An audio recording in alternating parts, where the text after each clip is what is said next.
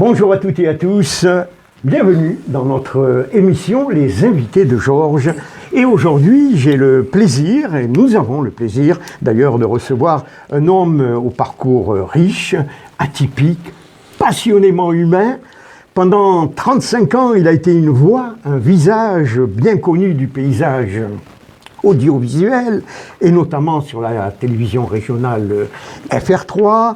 Il a connu avant quand même 1000 vies qui l'ont façonné l'homme et surtout nourri l'auteur. Je suis très heureux d'accueillir Monsieur Pierre Nicolas. Pierre Nicolas, bonjour. Bonjour, j'ai fait faire une blague, j'ai dit c'est Michel Drucker qui est avec vous.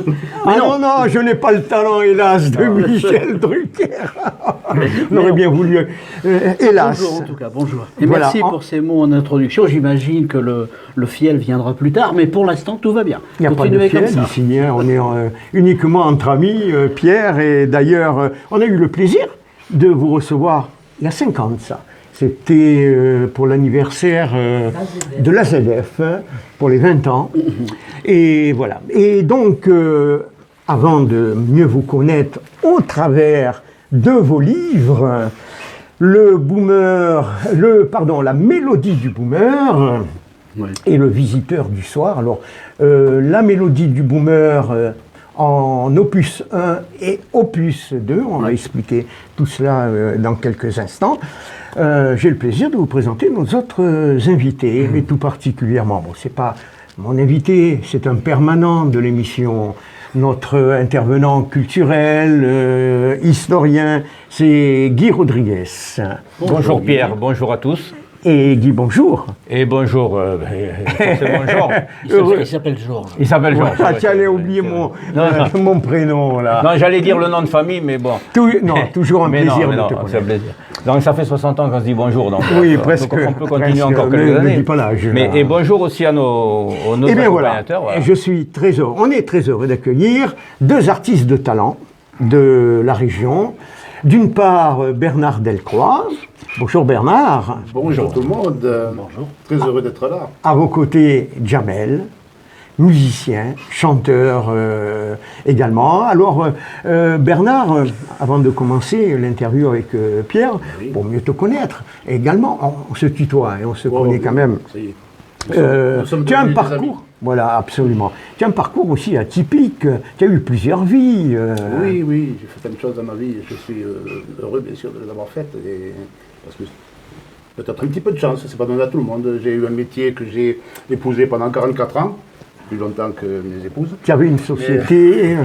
Voilà, j'avais un laboratoire de prothèses dentaires, voilà. Mais je voulais aller vers la musique. En plus de mon labo de prothèses, j'avais un bar qui s'appelait Les Enfants du Rock, que j'ai fait pendant quelques années. À Toulouse, oui. Ah oui, d'accord. Donc un bar musical, bien sûr. Et puis notre ami Bernard, figurez-vous, il est maire d'une commune près de Rieux-Volvest. Goud-Vernis, avec tous les emmerdements qu'il y a. Vu le travail que c'est devenu. Écoutez, il en fallait un, et puis c'est un petit village bien sympa, avec des habitants très agréables, donc la tâche n'est pas insurmontable, c'est pour ça que j'ai choisi, et qu'ils m'ont choisi aussi, en retour, pour remplir cette mission. Voilà. Ils sont vernis à Goud-Vernis. D'autant plus. Et Bernard, tu as transformé ton village, ta commune, en une scène musicale. Ou alors, tous les habitants sont impliqués dans le Goud-Vernis Band. Ouais, c'est vrai qu'il y a pas mal de musiciens sur Goud-Vernis, et que j'ai créé cette association avant d'être maire. J'étais déjà le président du Goud-Vernis Music Band. J'avais envie de faire un petit peu de musique comme ça, et certaines personnes m'ont rejoint pour cette formation. Et 2 mots, Jamel. Aujourd'hui, Jamel a fait partie parcours, aussi, et je suis très fier de ça. Alors, mon parcours musical, je fais de l'animation en faisant des reprises de chansons pop, folk, rock, français, anglais. Ouais. Et par ailleurs, auteur-compositeur aussi. De talent. Voilà. Il n'en parlera pas trop, mais moi j'ai entendu ce qu'il fait, et je sais que c'est vraiment super. Eh bien, vous allez nous réserver quelques surprises au cours de cette émission. Illustrations musicales, n'est-ce pas? Quelques chansons qui vont nous rappeler pas mal de souvenirs. Et à Pierre également, j'en suis persuadé, sur les années boomer. Ça tombe bien, parce que Pierre a écrit une œuvre autobiographique 2 volets. Alors, je rappelle la mélodie du boomer, mais plein de souvenirs, d'anecdotes croustillantes. Vous verrez, je vous conseille. Et 2e opus, la mélodie du boomer, 1980, il nous expliquera pourquoi, 2015. Et un 3e livre plus intimiste, c'est Le Visiteur du soir, qui est passionnant également. Nous en reparlerons en cours de seconde émission. Voilà. Alors Pierre, il y a une tradition dans notre émission. Il faut chanter. Oui, mais ça c'est par la suite. Ah bon. La tradition, c'est notre ami Guy qui nous la réserve. Il nous fait toujours un billet d'humeur en l'honneur à notre invité. Oui. Guy. C'est pour ça qu'il cachait ses papiers. Voilà, le micro Merci à toi. Enfin un professionnel. Enfin, Ah oui, dans l'émission. grand professionnel. On t'écoute. Allez. Il y Pierre-Nicolas. a combien de pages 8. À peu près. Bon, mais ça va, on en a pour 1 heure. Si au nord c'était les courants, au sud c'est une mine à ciel ouvert pour les choix de carrière et notamment celle de journaliste dans l'audiovisuel. Si l'on regarde de près ce que nous sommes et notre attachement à la valeur des drapeaux flottants sur les monuments aux morts, du nord au sud, les noms de ceux qui sont tombés pour la patrie sont les mêmes. Du nord au sud, le sang qui saigne les cœurs et les corps est du même rouge pour tous. Et la vie, avec un peu plus de soleil, demande les mêmes efforts, les mêmes droits, les mêmes devoirs. L'enfant court après son enfance, ses drames, ses exigences, ses familles. Qui ne sait pas où que l'on soit dans cette France que l'on appelle exagérément la France des 30 Glorieuses, laissé tenter par l'exercice de 36 métiers, qui ne sont pas, comme prétend le dicton populaire, 36 misères. Ce préambule est inspiré par la vie romanesque de notre invité Pierre-Nicolas, celui qui célèbre avec beaucoup de talent et ce que l'on nomme les valeurs de notre France d'avant. En toile de fond dans cette famille Nicolas, il y avait les goûts du père pour Brassens. Et quand on porte le patronyme de Nicolas, pourquoi ne pas prénommer son fils Pierre, comme le contrebassiste et fidèle ami du même Brassens. Quand on aime vraiment chez les Nicolas. Il y avait l'école et ses rires, ses rites, ses blouses grises, l'apprentissage, le tableau noir qui réfléchissait la lumière des mots, des matières, le parler d'une langue commune, puis le rock'n'roll. Le rock'n'roll de l'adolescence de Bill Haley, celui qui fut une comète dans son genre, et en plus qui a appelé son groupe du nom des Comètes. Et aux Beatles dont on parle encore. Les sacro-saintes séries télévisées, cette fenêtre ouverte sur le monde, et ces sacro-saints rendez-vous qui réunissaient les familles. Il y avait les chevaliers qui nous venaient du ciel, comme les envahisseurs, et ceux qui y montaient, comme Tanguy et la Verdure. Les vedettes de cinéma françaises, américaines, italiennes, et au milieu, Brigitte Bardot. Cette brillante étoile qui nous éclairera encore pendant longtemps. Alors là, une pensée pour Brigitte Bardot, puisque c'est l'ouverture du Festival de Cannes, aujourd'hui. Les chemins de la vie sont semés d'embûches, de rencontres, de premières rencontres et de belles rencontres qui ont marqué l'adolescent et plus tard l'homme en devenir. Voilà comment on construit notre vie sentimentale de demain. Ce ne sont pas toujours les violons de la route de Madison, mais ça nous permet d'exister, d'en tirer même un certain plaisir. Mesdames et messieurs, c'est le récit épuré d'une belle enfance et d'une adolescence dans le nord de la France des années 60 et plus, telle qu'elle nous est livrée par Pierre-Nicolas. Merci Pierre. Bravo. Que dire de plus? Voilà, bah c'est fini.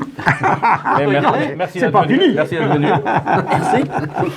Et bien justement, vous me tendez la perche. Mais avant, je tiens à remercier les 2 personnes, 2 amis qui ont tenu à venir assister à l'enregistrement de cette émission. Public riche et nombreux. Oui, absolument. Public nombreux Et fan. et fans surtout. La première heure. Allez, on fait un coucou à Claude et à Cathy. Merci mesdames d'être Merci là. à vous. Très très sympa. Alors moi je vais vous dire Pierre, je suis très intimidé de vous interviewer. Parce que je sais que vous êtes un pro de l'interview. Oui, attendez. D'autant plus que j'ai lu dans votre livre, vous dites la première question en interview est la plus importante. Oui, oui, certainement. Oui, ça conditionne tout le reste. Et il y a peu de gens qui savent faire ça. Je donne l'exemple dans mon livre, c'était le type de Canal+, Philippe Gildas. Ouais. Lui, il a interviewé la moitié de la planète. Et j'avais remarqué qu'il avait une première question extraordinaire, une façon d'y aller. C'est-à-dire qu'on ne savait pas, on était déjà en train de rentrer dans l'interview quand il était là à dire bonjour, ça va, comment ça se passe, voilà quoi. Et cette première question, pour moi, c'était un modèle. Ouais. La première question, c'est très très important. J'étais toujours embêté avec ça. Moi, mes premières interviews, c'était une catastrophe parce que je voulais tout mettre, tout dire, je crois, dans la première question. Oui. Les mots se bousculaient, ne sortaient pas de ma bouche, alors qu'il y a bien plus simple, c'est ce que vous venez de faire, c'est de prendre le truc le plus simple, le plus évident possible. Oui, mais vous mettez la pression là. Je me suis dit, oh là là là là, j'ai pas le droit à l'erreur là pour la première. Alors vous savez, je ne prends pas de risque dans la vie, mais je vais vous demander à vous de vous poser votre première question. Vous avez Pierre Nicolas devant vous. Qu'est-ce que vous allez lui poser comme première question? Que certains peut-être n'ont pas pensé à le faire. Pourquoi vous écrivez? Ah, j'allais vous la poser plus tard. Oui. Mais pas comme première question. Oui, non, mais c'est une question bête, c'est une question simple, et je répondrai, c'est pour prolonger un peu le débat, c'est pour continuer à se parler, c'est pour, voilà, c'est quelque chose comme ça. Alors là, je suis tranquille maintenant. La première question est posée. Ça y est, c'est l'interview est nickel là. Vous savez qu'il y en a qui ont contourné le problème de la première question. Ils posent la la dernière. La dernière. La dernière question, c'est la question qui tue. Ah oui. Les gens sont à l'aise, ils ont fini l'interview, ils sont bien. Ils sont posés, paf, allez voilà. Oui, ça c'était. C'est le cadeau de bienvenue. C'était à la mode dans les années, au début des années 80, l'interview sympa, gentille, et puis tout à coup, il vous balance une saloperie en travers de. Un peu hardisson quand même. Oui, hardisson. Oui, voilà, qui était coutumier. Ça va, ouais, ça Oui. va bien. Bon, et à part ça. Alors moi, je voudrais savoir, qui était le petit Pierre enfant là, turbulent Non. Faut que je réponde. Ah oui. La vérité, si possible. Moi, j'étais un enfant très, très timide, très seul. C'est déjà pas mal. Très turbulent, non. J'avais peur de me faire engueuler. Mais ouais, timide. Des parents sévères? Non, c'est pas ça. Un père qui m'aimait pas, qui s'occupait pas de moi, et une maman qui avait toujours autre chose à faire, quoi. Voilà. Donc, la solitude. D'où d'ailleurs mon goût très vite pour la radio, avec les voix qui me parlent. Parce qu'on ne parle pas à la maison. On me laisse dans un coin. Et donc les voix de la radio, et puis après la télé avec les speakerines qui sont jolies, avec. Enfin voilà, oui, c'est une enfance comme ça, quoi. C'est une enfance comme ça, avec un enfant que j'étais, qui va chercher des voix qui lui parlent et qui sont sympas avec lui, agréables, et des speakerines parce que tout simplement elles sont jolies et que la beauté des femmes, ça embellit la vie. Bien sûr. Voilà. La solitude. Oui. La solitude, c'est quelquefois une arme. Une arme d'abord pour être indépendant, et puis pour exciter l'imagination. Alors oui, c'est ça. C'est à double tranchant, c'est-à-dire que quand vous avez 3, 4, 5 ans, la solitude, c'est pas très marrant, parce que tous les parents des autres enfants s'occupent d'eux, et vous voyez bien que vous comptez pas vraiment, quoi. Ça, et après, oui, très vite, l'imagination pour vivre dans sa tête, dans sa tête et supporter la vie qu'on a. En se disant, j'ai qu'à la rendre plus belle dans ma tête. C'est ce que j'ai fait. Et qu'est-ce que, au niveau émotion actuelle, là, qu'est-ce qui domine? La nostalgie, la tendresse, ou le recul critique, peut-être, non? Oui, la nostalgie, non, parce que j'ai jamais, c'est pas mon caractère. C'est même quelque chose que j'aime pas beaucoup. C'est une forme de repli sur soi. Qu'est-ce que vous m'avez dit en dernier? Le recul critique. Oui, c'est ça. Oui, l'idée, c'est d'essayer de... quand vous écrivez... De toute façon, l'écriture, il y a toujours une forme de thérapie. Hein. Avant, pendant ou après, il y a toujours une volonté de corriger un petit peu ce qu'il y a eu, ce qui s'est passé. Et le recul critique, oui, c'est-à-dire la volonté d'essayer de comprendre, Je dis pas du bien de mon père, mais moi, je trouve que j'en dis pas du mal, entre guillemets. C'est-à-dire que... Ma conclusion dans mon livre, c'est que c'était pas sympa ce qu'il a fait avec moi, mais il a fait ce qu'il a pu. Comme beaucoup de parents, hélas. Voilà, comme beaucoup de parents. Et dans des années qui n'étaient pas, en plus, pas très faciles. Voilà, et lui n'a pas eu une vie facile non plus. C'est certain que si j'avais eu un autre père, j'aurais eu une autre vie. Et je serais peut-être pas là pour vous parler de mes talents d'auteur. Totalement. Rien n'est fait par hasard. Voilà. Ça, j'en suis persuadé. Ça serait plus le même Pierre Nicolas. Ah, mais c'est sûr. Hein. Pas tout à fait le même. Pas tout à fait. Ah non, ce serait pas... J'irais même jusqu'à dire, pas, je pense pas du tout. Mais je peux me tromper. Mais, Voilà. Quelqu'un de différent.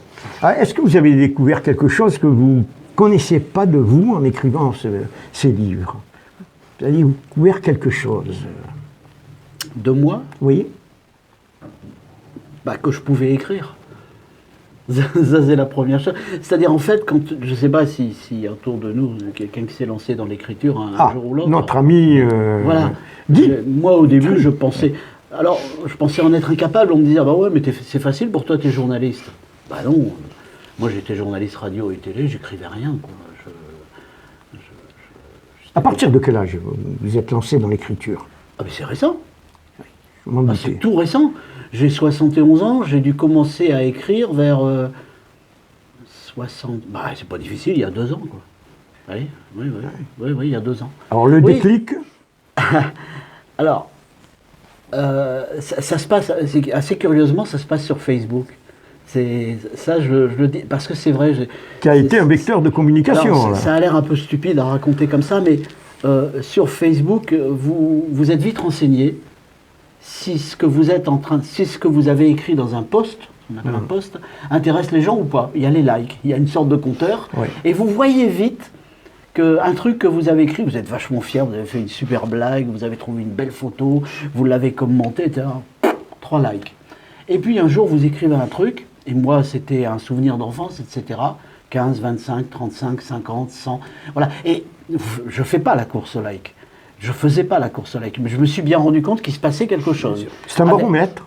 Pardon ? C'est un baromètre. Oui. En quelque sorte. Oui. Et je me suis vite rendu compte que ce qui intéressait les gens qui étaient mes amis sur Facebook, c'est-à-dire, ça ne représente pas la population. Moi, sur Facebook, les gens qui ont voulu être amis avec moi, ils se sont d'abord dit, ah tiens, c'est l'ancien de la télé, on va être amis, puis je vais regarder un petit peu ce qu'il raconte. Ils avaient une raison au départ, Bien c'était la sûr. télé, je pense, c'est même certain. Mais j'ai vu que ce que je leur racontais était à géométrie variable. Des fois, ça les intéressait pas, et des fois, ça les intéressait. Du coup, j'ai commencé à m'entraîner un petit peu sur ce qui intéressait les internautes, et c'est comme ça que peu à peu, j'ai eu la matière, peu à peu, et surtout, les internautes me disaient souvent, mais pourquoi t'écris pas un livre de tes souvenirs, de ce que tu as connu, des gens que tu as rencontrés, voilà, c'est venu comme ça, tout bêtement. Et pourtant, vous dites la nostalgie ne m'intéresse pas. Je suis persuadé que des gens qui vous suivent, Ouais. c'est aussi la nostalgie qui les intéresse. Ah oui, mais ça, c'est leur problème, c'est pas le mien. Oui, certes. Oui, mais j'ai presque un point de vue militant sur la nostalgie. Je trouve que c'est pas... Radio, on est à la radio ici. Il y a une radio qui a eu sa période de gloire. À un moment, c'était Radio Nostalgie. Oui. J'aimais pas le nom de la radio, mais je dois reconnaître que j'écoutais. Oui, c'était ambivalent. À cause des chansons. Mais je trouve que derrière la nostalgie, on met souvent une forme de retrait, de repli sur soi, et puis le côté un peu pleurnichard. C'était mieux avant. C'était mieux avant. Oui, de regret. C'est absurde. La vie à l'avance, elle change tous les jours. Donc on peut regretter ce qui s'est passé il y a 10, 15 ou 20 ans. À part notre santé à Oui, toutes et oui, tous, bien sûr, peut-être. bien sûr. Mais voilà, quoi, c'est tout, ça s'arrête là. Donc c'est pas une bonne idée. La nostalgie, c'est un peu le refus du présent et la peur du futur. Hein. La nostalgie. c'est bien dit, Ouais, c'est- voilà. Oui, je pense que tu as totalement résumé. Voilà, et bien maintenant, au travers de vos livres, nous allons peut-être survoler quelques instants de votre vie, et nous aussi, hein, grâce à ça, ça va nous rappeler quelques souvenirs. Alors, Pierre, derrière vous, on va passer une image. C'est un joli feu d'artifice du 14 juillet. Est-ce que cette image vous interpelle? Peut-être. Peut-être, parce que là, on commence par le début. Je raconte dans mon livre, je dis, ma mère, je suis né un 13 juillet, au soir. Ma mère était très contente parce qu'elle me l'a toujours expliqué que le lendemain, après l'annonce de ma naissance, tout le monde dansait dans les rues et jetait des pétards. Évidemment, c'était le 14 juillet. Voilà. C'est un bon mensonge. C'est un bon mensonge. C'est un beau mensonge Bon, je l'ai un petit peu inventé aussi, un petit peu enjolivé. Ouais. Mais ça m'amuse Non, d'être... mais- Ça m'amuse d'être né un 13 juillet au soir, à 19h, ce qui au passage... C'est vrai ce que je vous dis. À peu près tout ce que je raconte dans les livres est vrai. À peu près. Je suis né un 13 juillet à 19h au soir, qui au passage est l'horaire des infos régionales. Voilà. Ah, tout est dit. là. Tout est dit. Ah, mais voilà. Il y avait déjà un Il y signe. avait déjà la caméra. Hein. Il y avait Voilà. déjà la caméra. Oh, à Voilà. l'époque, Non. oui. Alors à l'époque, il n'y a pas d'info régionale. Voilà, Les absolument. infos régionales naissent dans le nord de la France. On a été très vite servi en matière d'infos régionales. C'est vers 63-64, par là. Quelques années après. Et j'aperçois également le portrait de Bill Haley. Alors ça, je l'ai totalement inventé. Je raconte que le jour de ma naissance, je suis déjà journaliste, donc j'entends et je vois tout et je raconte tout. Et je raconte que dans les couloirs qu'une bonne sœur me promène dans les couloirs de la clinique Bon Secours à Arras, dans le Pas-de-Calais, et que mon oreille, qui n'a jamais rien entendu encore, entend dans une pièce attenante un vieux poste de radio de l'époque, un peu nasillard, où on entend une chanson qui vient de sortir, et c'est vrai. Elle a été, il s'agit de Rock Around the Clock. 1 o'clock, 2 o'clock, 3 o'clock, rock! Et cette chanson a été enregistrée à New York par Bill Haley, un blanc, ce qui déjà est discutable, mais enfin, un mois avant ma naissance, mais elle est envoyée aux radios, et ça j'ai pu le vérifier, le recouper grâce à Internet, formidable Internet. Elle est envoyée aux radios le 13 juillet. Elle est envoyée aux radios américaines. Évidemment que les radios françaises n'ont pas encore Rock Around the Clock. Mais j'ai imaginé qu'elle était passée le jour de ma naissance et que ma bonne sœur se met à danser un rock endiablé.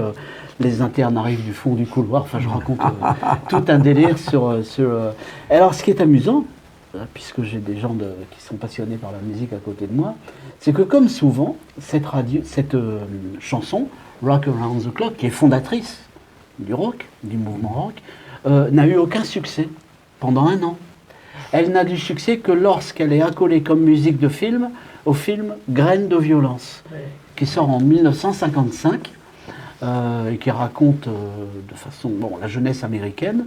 Et alors, ce qui est encore plus drôle, c'est qu'à l'origine, ça ne dira rien à la jeunesse d'aujourd'hui qui ne connaît à peine les CD, les DVD, qui n'écoute plus la musique en streaming. Mais à l'époque, sur ce disque, c'était une phase B. Ça en dit très long sur l'absence totale de vision des producteurs de musique et leur ignorance parfois crasse. Mais oui, c'était une phase B, Rock Around the Clock, vous vous rendez compte. La face A, c'était... Si je suis trop long, je te le dis. La face A, c'était un titre qui s'appelait, en français, 13 femmes en ville et un seul homme. Ah, c'est un rêve, ça. Oui, c'est tout un programme. Vous pouvez chercher, vous ne l'avez jamais entendu, cette chanson de votre vie. C'était la face A de Rock Around the Clock. Souvent, Ça a été Michel Delpech, pour un flirt. Chanson, il a vendu vendre 1 million. Face B. Face B du disque, comment il s'appelait, la face A, Georges? Non. Le blé en herbe. Ouais. C'était la musique d'un film. C'est la musique d'un film. Et ils avaient sorti ça. Alors, pardonnez-moi, mais bon, il fallait être con quand même pour mettre ça en face B. C'est tellement évident que c'était une chanson Sans éternelle. tromper sur tellement de choses. Oui. Il faut dire aussi qu'à l'époque, en 54, le rock, c'est difficile à appréhender pour les Blancs. Ah ben c'est tout parce nouveau. qu'il y avait la ségrégation, et c'est de la musique de noir. Ah ben bien qui sûr. venait du jazz et du rythme, du gospel. Donc c'est très difficile à appréhender. Donc ils n'osaient pas trop non plus les passer en radio. C'est très difficile. Vous savez ce que c'est le rock? C'est un 45 tours de blues passé en 78 tours. Oui, c'est pour le rythme. C'est ça, pour le rythme. Ah oui, c'est ça. C'est ça, c'est très exactement ça. Ben, bravo. Et de la chanson, on va passer à autre chose. Derrière vous, il y a une voiture miniature jaune. Oh mon Dieu. Alors, ça vous parle? Ah oui. Comme quoi, j'ai rien inventé dans mon bouquin. Cette voiture, c'est une... Alors d'abord, c'est une Mercedes. Ah. Une des Mercedes. C'est sûr que ça soit une Mercedes? Vous avez mis un doute sur la marque. Parce que je l'ai plus, parce que je l'ai perdu. Ah, d'accord. Mais entre-temps, j'ai refait d'autres recherches. Alors oui, c'est une Mercedes. Mercedes 300 SLR. 300 SLR, c'est une de celles qui s'est envolée dans le public au 24 heures du Mans 1955. 50 morts. Et alors, c'est une voiture qui était elle a été en plastique, mou, et c'était un cadeau bonus Ah, les points. Vous vous souvenez Oh de là ça, là, les vous cadeaux me rappelez Bonux. des souvenirs. On Tiens, on ouvre voit un- le paquet Bonux derrière. Maman ouvrait le paquet de Bonux pour sa lessive parce qu'elle n'avait pas de machine à laver, elle faisait la lessive à la main dans l'évier à la maison. On n'avait pas l'eau chaude non plus. C'est pas Zola, mais pas loin. Hein. On n'est pas non, loin, mais là. intéressant. Et donc, On n'est pas loin de la mine, là. Cette Mercedes, ben oui, cette Mercedes jaune, je m'en souviens parce que enfant, j'étais tout petit, et comme tous les enfants, je me suis fait les dents dessus. Je devais avoir un an et demi, hein, à mon avis, un an et demi, 2 ans. Et en me faisant les dents dessus, je me souviens encore, ça m'avait marqué, elle avait le goût de savon. Évidemment. Un jouet en plastique dans un... C'est l'ancienne brosse, l'origine de la brosse à dents. Pour le coup, je disais toujours, je ne disais pas de gros mots, il n'y avait pas besoin de me laver la bouche, elle était savonnée. C'est la Mercedes Papillon. On l'appelle Papillon. Non, c'est pas celle-là, la voiture de course. c'est une voiture de course, il n'y a pas de toit, Ah ouais, d'accord. c'est ouais. comme un coupé, comme un cabriolet même.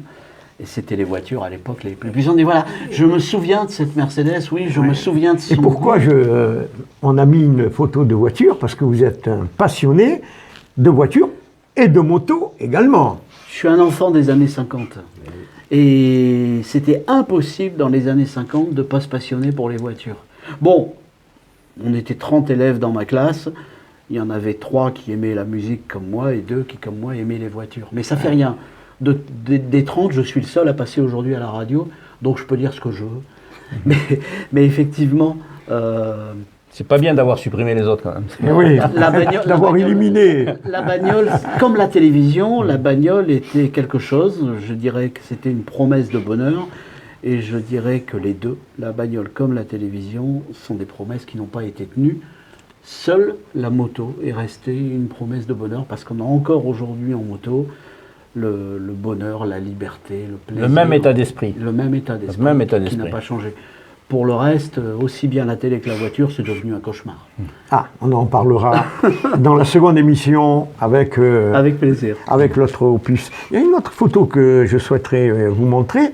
C'est de Roger Nicolas. Alors, C'est bien. est-ce que vous vous souvenez, Hein, c'est bien. est-ce que vous vous souvenez Roger Nicolas, l'humoriste? Ah oui. Écoute. Alors, on parle de ça, bien sûr. Ça vous rappelle le temps où vous alliez regarder Roger Nicolas chez votre grand-mère. Oui, alors, c'est toute une histoire, parce que d'abord, j'ai un cousin qui s'appelle Roger Nicolas, un cousin que j'adorais. C'était le grand frère que j'ai pas eu de frère, moi. C'était le grand frère que j'ai eu des sœurs, mais pas de frère. C'était le grand frère que j'ai eu, il s'appelait Roger Nicolas. Et je l'enviais, parce qu'il y avait un personnage à la télé à l'époque qui était très populaire. J'avais envie d'être populaire, je crois. Et c'était l'humoriste Roger Nicolas, qui était un personnage, mais il racontait des trucs, mais de folie. Ah oui. Il racontait partout qu'il avait été fusillé pendant la guerre, mais qu'il n'était pas mort parce que le peloton d'exécution avait été soudoyé, je me rappelle. qu'en fait il était un agent secret anglais, mais je ne sais pas s'il y en a la moitié ou le tiers de vrai, ou le dixième de vrai. Mais alors, en revanche, je serais incapable. Je suis un passionné de vinyle, des disques vinyles. Je rêvais d'en avoir quand j'étais enfant, il n'y en avait pas à la maison, donc maintenant que je suis retraité, que j'ai une retraite tout à fait correcte, Vous faites plaisir. je me fais plaisir. J'ai toujours eu des vinyles toute ma vie. Et en ce moment, j'en achète encore. Et j'ai acheté un disque de Roger Nicolas, un 33 tours.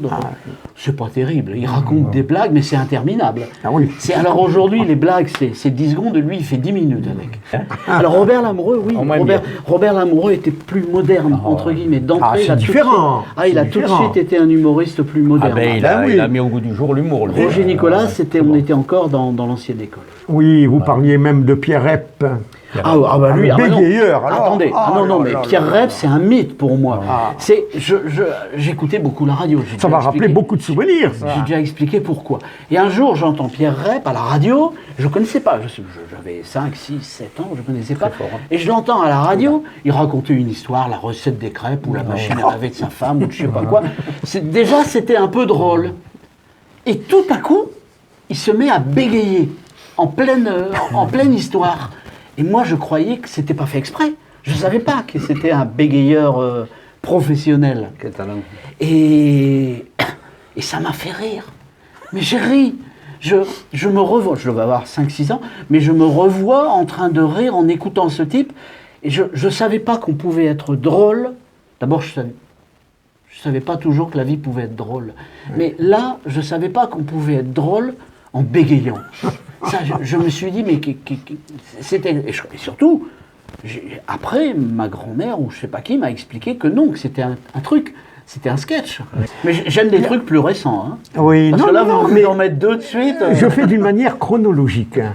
Et justement, vous regardiez à la télévision chez votre grand-mère, et c'était une des rares qui avait le poste de télé. Et une des premières, ouais. Ouais. Alors ça, c'est... Oui, alors je suis poursuivi par cette histoire parce que ma grand-mère est une des premières à avoir eu la télé dans son impasse, dans sa rue. Et la maison que j'habite à Blagnac aujourd'hui, lorsque je l'ai achetée il y a longtemps, des gens m'ont dit, j'habitais le chemin, un chemin, je ne vais pas dire où, enfin peu importe, c'est pas difficile à trouver, un chemin. Et quand j'ai acheté ma maison, j'ai enlevé le crépi, le ciment qu'il y avait dessus, et on a vu apparaître les briques, la brique. J'avais envie de voir les briques. Et des gens, déjà souvent âgés, s'arrêtaient et me disaient, oh, ça me fait plaisir, cette maison, je l'ai connue avec les briques. Et alors certains me reconnaissaient de la télé, et ils me disaient, mais vous savez quoi, dans cette maison, c'est là qu'il y a eu la première télé à Blagnac. Ah. Et alors ils m'ont raconté que le mercredi soir, on est poursuivi des fois dans la vie, le mercredi soir, ils me disaient, c'était un chemin de terre, là ce qui est devenu une rue, hein, très calme, c'était un chemin de terre, dans le quartier, on prenait tous les chaises, on venait, la propriétaire, c'était une dame, mettait la télé sur l'appui de fenêtre, et on regardait la piste aux étoiles. Jules Margaretis. Voilà. Et bon, enfin voilà, c'est que faut s'imaginer que les gens, à l'époque comme quoi, quand je dis que c'était une promesse de bonheur, la télé, je crois pas être loin. Quoi. Oui. Ils étaient je te rappelle de ta première télé. Absolument, chez le voisin. Chez le voisin. Chez le voisin. Moi, devant la vitrine d'un commerçant.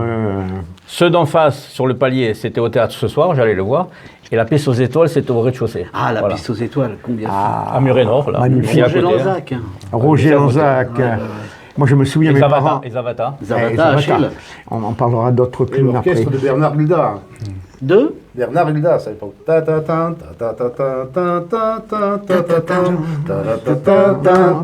C'est parti.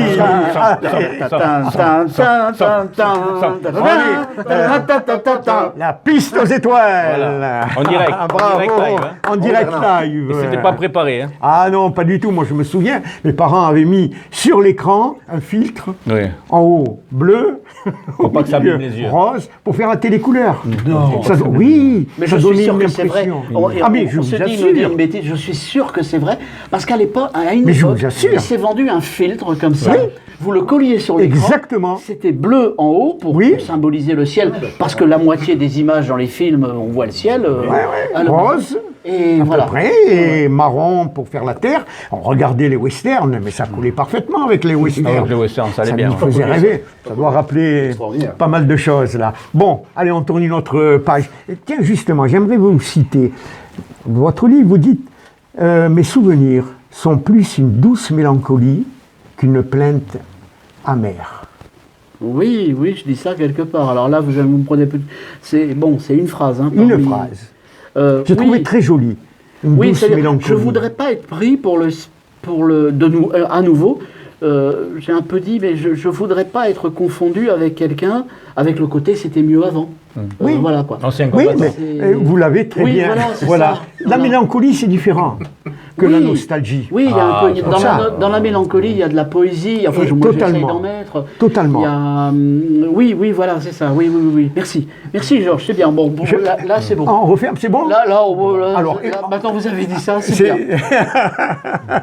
Vous dites aussi, vivre est un sport de combat. Mais on en reparlera dans un autre livre. Dans un autre livre, là. Mais écoutez, ça tombe bien, on va marquer une pause musicale, si vous êtes d'accord, Bernard et Jamel. Mais oui. Vous allez nous interpréter une petite chanson qui va peut-être interpeller... Un peu nostalgique, Ouais, un peu de mélancolie, un peu. On va dire, il y a plus de poésie. Un peu de mélancolie, Voilà. Sortez vos mouchoirs. Pierre, tout à l'heure, parlait de son papa. Oui. Donc, nous en avons tous eu, ou nous en avons peut-être encore, je suis dans la chance de les avoir, mais on a préparé cette petite chanson, là, Mon vieux de Daniel Guichard.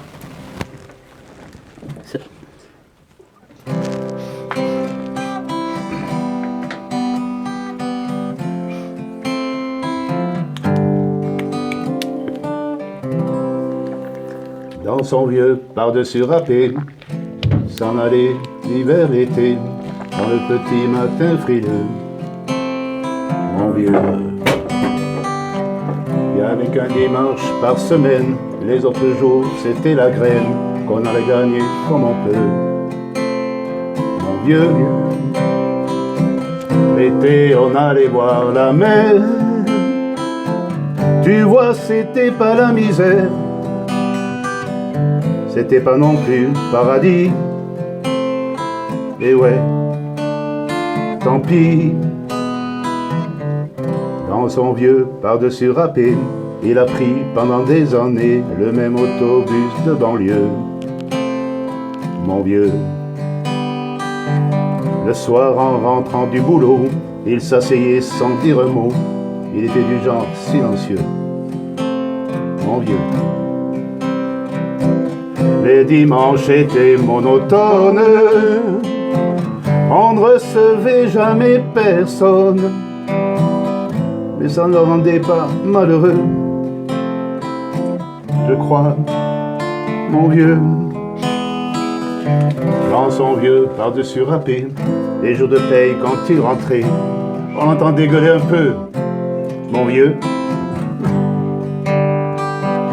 Nous on connaissait la chanson, tout y passait bourgeois patron, la gauche, la droite et même le bon Dieu, avec mon vieux. Chez nous, y avait pas la télé, c'est dehors que j'allais chercher, pendant quelques heures, l'évasion. Je sais, c'est con, dire que j'ai passé des années à côté de lui, sans le regarder, on a à peine ouvert les yeux. Nous deux. J'aurais pu, c'était pas malin, faire avec lui un bout de chemin, ça l'aurait peut-être rendu heureux. Mon vieux, mais quand on a juste 15 ans, on n'a pas le cœur assez grand pour y loger toutes ces choses-là. Tu vois, maintenant qu'il est loin d'ici, en pensant à tout ça, je me dis, j'aimerais bien qu'il soit près de moi. Papa.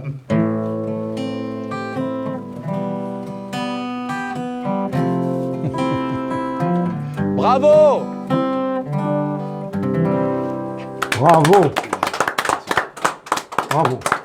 Tout à l'heure, on parlait de raté dans les chansons, Oui. les faces B, face A. Cette chanson a été proposée à Jean Ferrat en premier. Oui, mais c'est ce Il que... ne l'a pas voulu. Oui, Il ne l'a c'est pas ce que voulu. je m'apprêtais à dire. Ah, ouais, excuse-moi. Non, mais non, pas du tout. Je le raconte dans le tome 2. Ah, Et alors, j'ai parlé une fois, je le raconte aussi, je crois, dans le tome 2, avec Daniel Guichard de cette chanson. Et je lui ai dit, moi, tu sais, avec mon père, c'était pas terrible et tout. Et il me dit, ah, mais t'inquiète pas, on est toute une génération comme ça. Avec les papas, c'était pas ça. C'était une autre époque. Oui.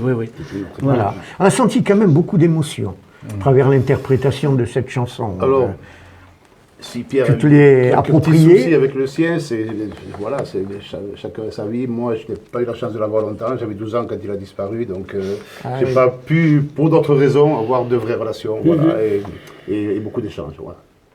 On te remercie, on remercie Jamel, Merci, l'accompagnement. bien sûr. Magnifique. C'est un honneur Voilà. de le faire chanter pour vous. Merci à vous. pour Mais ça Pierre. tombe bien. Ça tombe, ouais. Ouais. Il a apprécié, Absolument. il a aimé. Nous passons maintenant derrière mai 68. Alors, cette époque. C'était le bordel, ça Comment- m'amusait. Mais j'ai rien compris. Ouais, mais 68, j'ai 14 ans. Oui. Et c'est le bazar. Mais c'est le bazar ailleurs. C'est pas le Moi, j'habite à Arras. En tout et pour tout, à Arras, il y a des agriculteurs qui ont étalé des pommes de terre dans la rue principale de la ville. Et encore, ça n'avait rien à voir avec mai 68. C'était pour obtenir des prix plus avantageux à Bruxelles.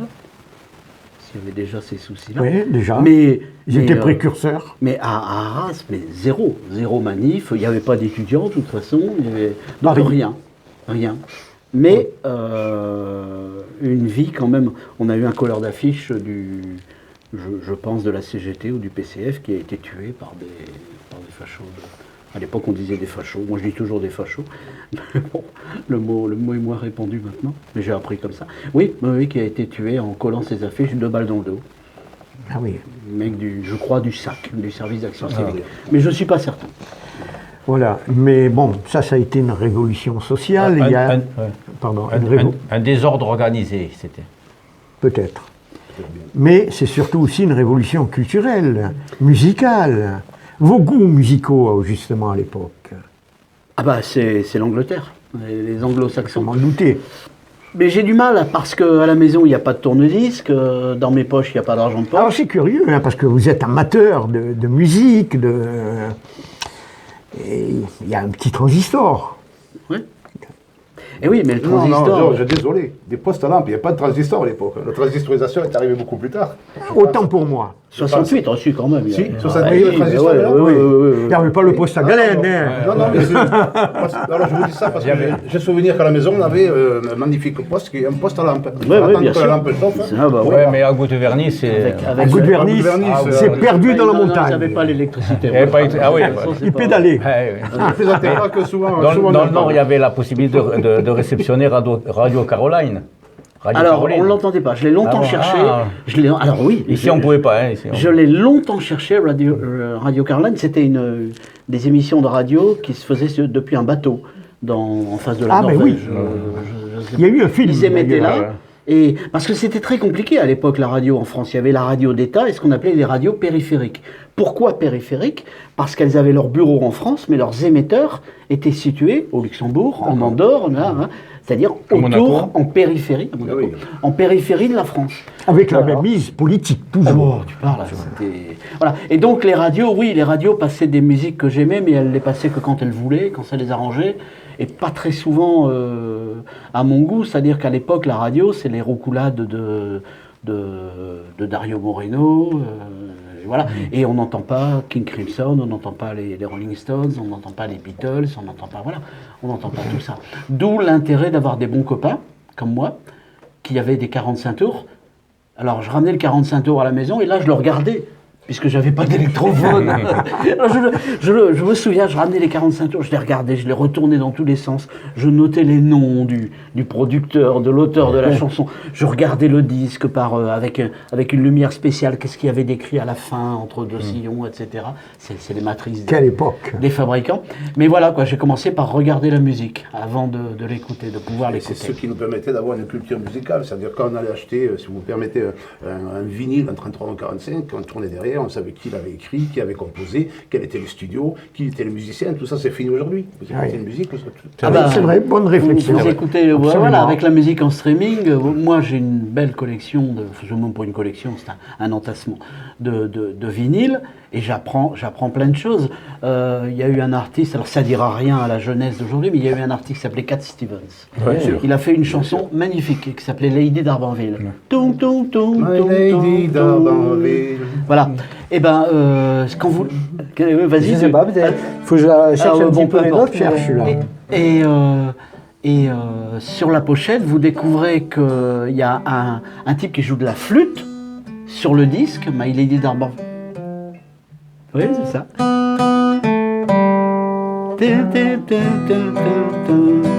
Voilà. Du live. Voilà. C'est ça qui est bien. C'est celle-là.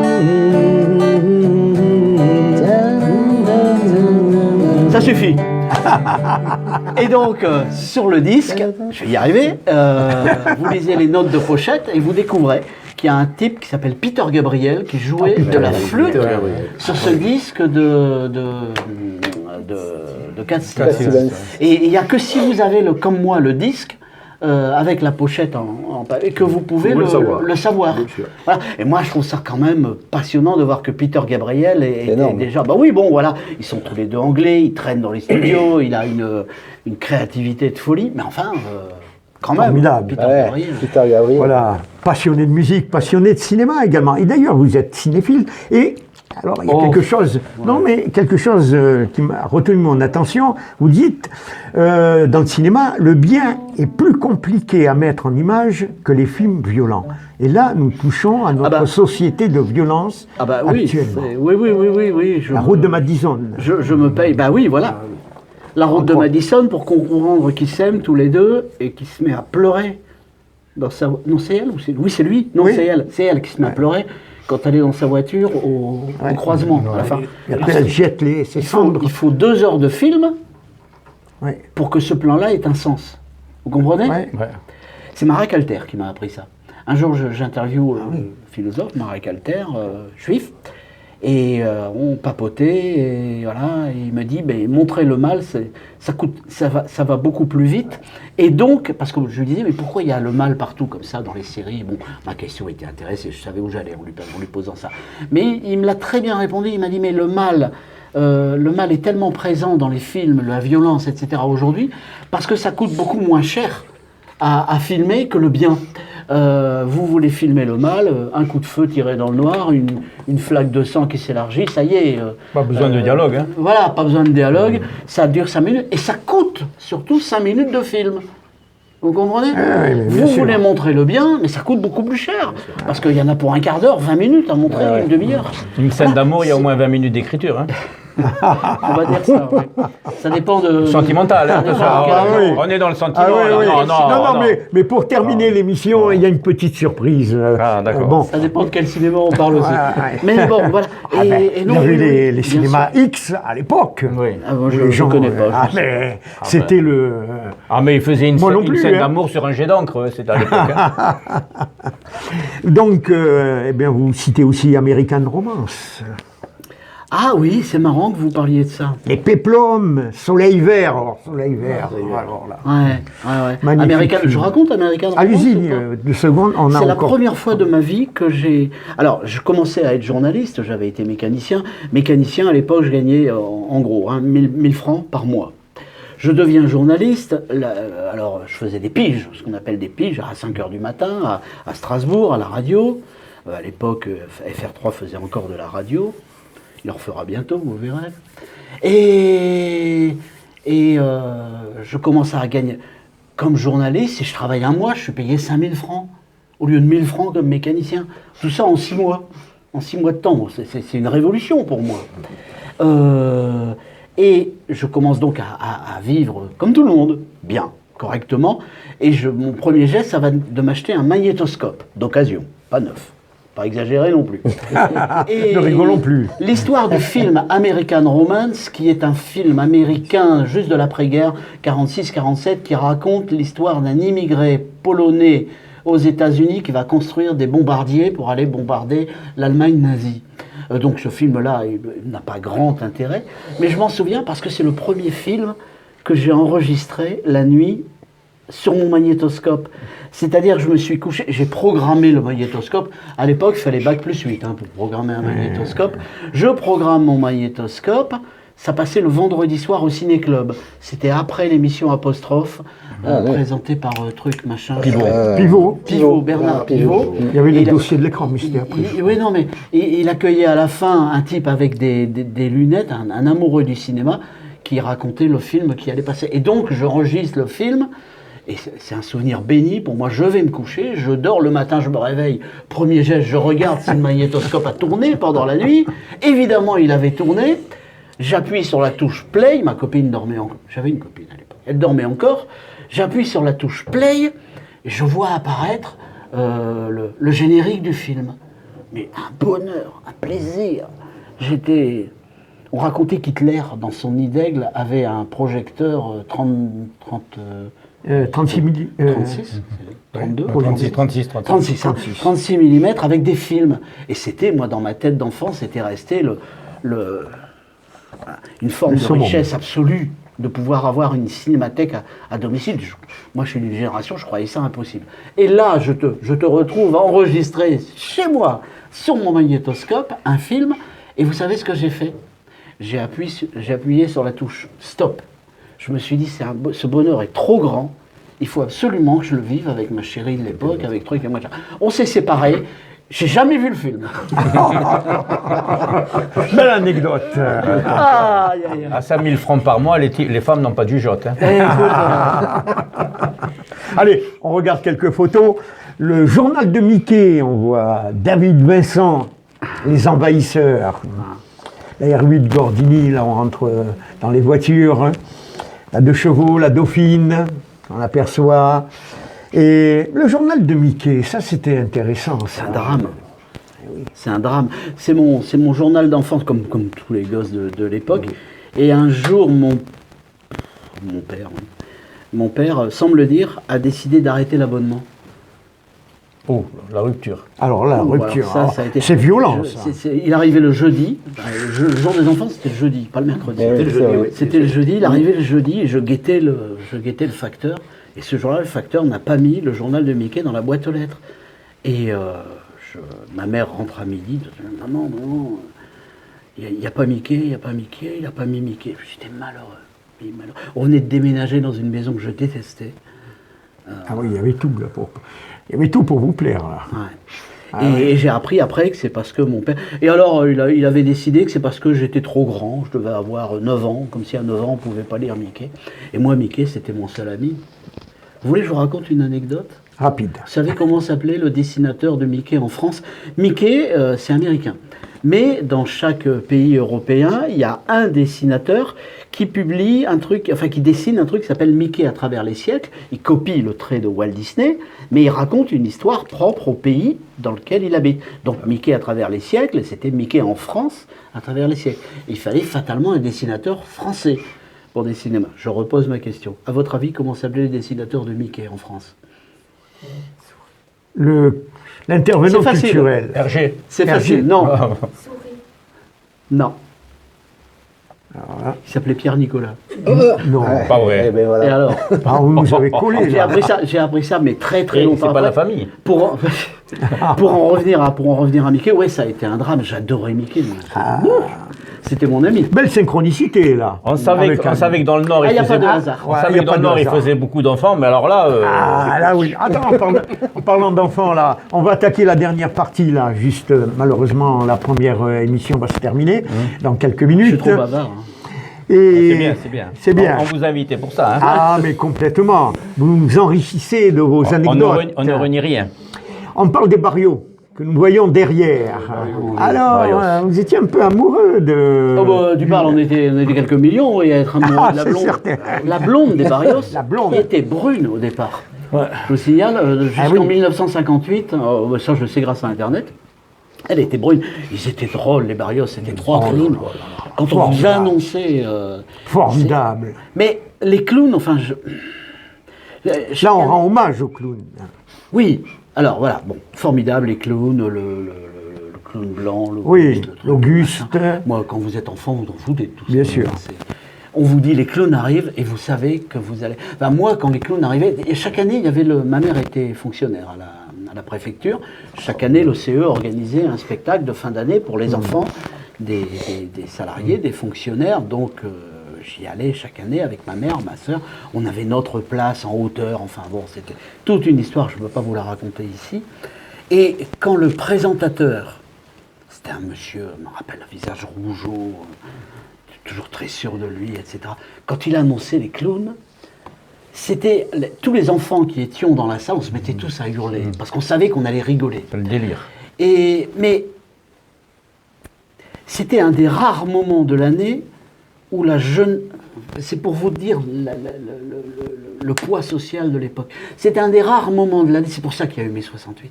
C'était un des rares moments de l'année où la jeunesse avait le droit d'hurler, de crier, de dire son bonheur, de dire qu'elle existait, de dire... Oui, c'est différent. Oui. Oui. Intéressant. Et oui, certainement. Je me rends compte, Oui. en le disant, je me rends Oui. compte que ça va plus loin, que j'aurais presque pu le mettre dans le livre.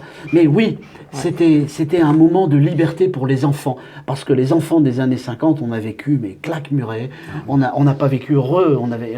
Il fallait reconstruire leur, entre guillemets, putain de France. Il y avait les anciens combattants. Aujourd'hui, je les comprends. Mais à l'époque, j'avais tendance à dire, mais ma parole, vous la regrettez, votre guerre.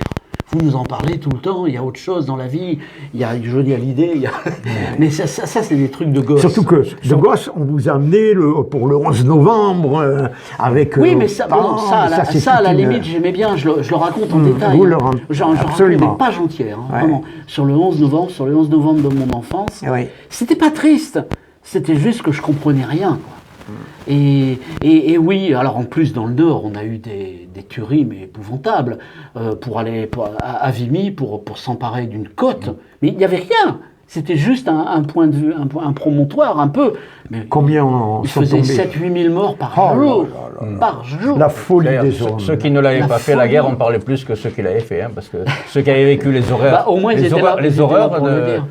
ils ne voulaient plus en parler, c'était un cauchemar. Hein. Ouais, oui, absolument. Il y a un tas de gens qui sont revenus, qui se taisaient tous, hein, qui ne pouvaient plus rien dire. Bon, enfin, C'est une- voilà. Mais enfant, j'ai pas compris tout ça. Aujourd'hui, je vous le raconte Bien sûr. un peu avec le sourire. Mais j'ai pas compris tout ça. Ouais. Là, on va terminer avec le charme féminin, Mylène Desmangeaux, Brigitte Bardot, icône. Réflexion?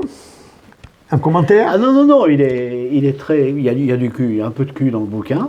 J'avais peur qu'il se mette à en parler. Alors là, vous le dites. Non, ça veut pas dire que t'as le droit. Non, j'ai le droit. Non, je suis tombé sur un passage assez croustillant. Ah ouais. Votre premier mois sexuel, on va dire, Ah oui, à 13 ans, totalement sexuel. avec les doigts subtils et affinés de la maman de votre copain. Oh là là, oh là là. Ah oui, Elle on va fait terminer en rebondir. beauté, Et là, on va faire une Ouais. émission spéciale. Hein. Et ben voilà, il a tout dit. Interdit au moins de 16 ans. Vous achetez le livre, vous le saurez plus. Exactement, parce que dans le livre, il y a beaucoup d'autres Voilà, et s'il y a des gens de ma anecdotes ville ou des croustillantes. amis qui achètent le bouquin, ils pourront pas reconnaître parce que j'ai quand même pris soin de ménager Évidemment. l'anonymat de la personne en question. Mais nous, On n'en dit pas plus. Nous, on donnera le nom. Nous. Oui, on n'en dit pas plus. Simone, si tu nous regardes. Sinon, oui, toutes les beautés de l'époque, Brigitte Bardot, Mylène Desmangeaux, que j'ai rencontrées plus tard dans ma vie d'adulte, etc. Qui s'est investi pour une association Oui. qui a été formidable. Voilà. Eh bien, malheureusement, nous arrivons au terme de cette première partie. Il y a quand même 1 heure d'émission pour présenter la mélodie du boomer de 1954 à 1979. On se retrouve la semaine prochaine, Merci. Pierre, Eh ben, je reviendrai avec plaisir. pour aborder les 2 autres livres, Même heure, même endroit. même endroit, avec autant d'anecdotes. vous Mêmes allez invités. voir. Bon. Même musicien. Croustillante. Je vous conseille vivement ces 2 livres, ces 3 livres. Le troisième, vous verrez. C'est spécial. C'est c'est pas- spécial, oui, c'est pas- mais très, très passionnant également. Bon, eh bien, on termine cette belle anecdote sur les charmes féminins, n'est-ce pas, Pierre? Et toute émission se termine en chanson. Et que belle chanson que vous allez nous interpréter pour ce rappel des années mélancolie, des années boomer. On n'a pas parlé de Johnny. Et je pense... Pierre l'a évoqué tout à l'heure, quand Oui, même rapidement. Il a mais parlé de rapidement. Johnny, donc on va essayer peut-être de lui rendre un petit hommage avec beaucoup d'humilité, bien entendu, parce que pour moi c'est une icône intouchable, donc c'est sans prétention. Quelle belle chanson. Bien. Souvenir, Souvenir, souvenir. Oui, Pour Pierre. oui. Intouchable, mais chantable. On va essayer. Voilà. Je vous en prie. Jamais. Souvenir, souvenir, je vous retrouve en mon cœur et vous faites refleurir tous mes rêves de bonheur. Je me souviens des soirs de danse, jour contre jour, des rendez-vous de nos vacances, quand nous faisions les fous. Souvenir, souvenir de nos beaux jours de l'été, lorsque nous partions cueillir 1000 fleurs, 1000 baisers. Et pour mieux garder dans la tête les joies de la belle saison, souvenir, souvenir, il nous reste nos chansons.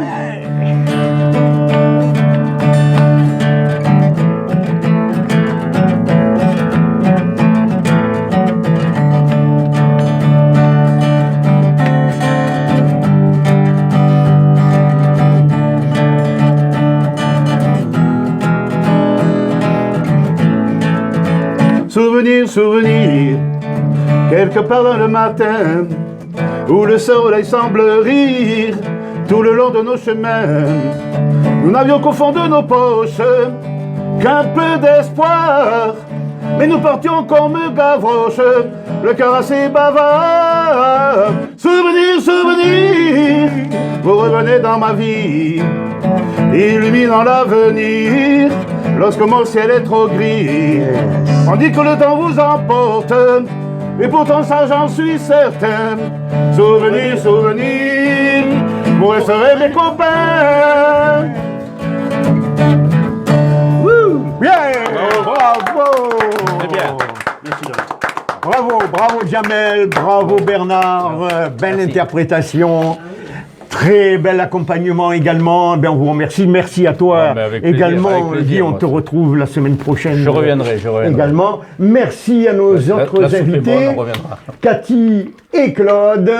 On compte sur vous. Bien sûr. Vous serez là, c'est super. Merci à Fabienne, plaisir de notre vous revoir. collaboratrice.